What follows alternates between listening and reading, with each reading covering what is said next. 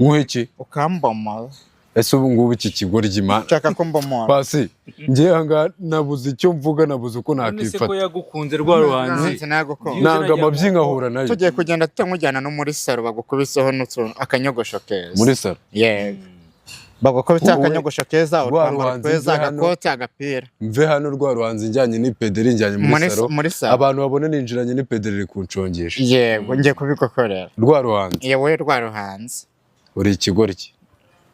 kibise cya kigo gikiza uri idage wa Ibibazo- pedewo nose mu bantu bose mwakundanye umuntu ugeze kujyana muri saro ninde Wakabuno cyangwa kabigo. gusohokana ubu ngubu ngiye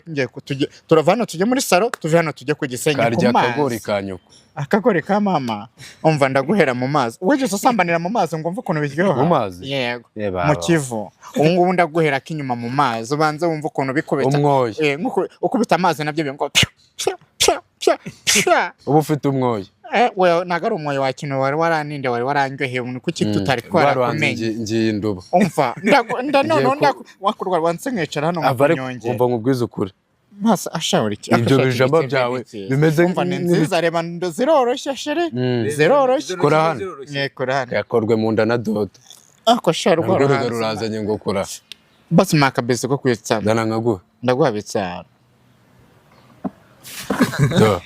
uyu nahita mwica shama ako unkozeho oya na ngo nkoraho wishimye umwana we nkoraho ariko urumva Mfasha akugiriye telefone. neza nabuye oya rwa kandi ruhanzi umva nkubwize none ukuri se rwa ruhanzi Basi. bayekese rwa ruhanzi bayeke kankubwize ukuri yaguhaga n'ukuri promotion kararangira rwa ruhanzi ndagukunda toka shitani bade umva reka nkwereke tugiye gukora iki ave tugiye gukora ikiganiro mfite inkoni urongera kunkuronda yigukubiteho mu mutwe kuzanye nyine Ndayigukubita. kutuzanye inkoni mana rwa ruhanzi none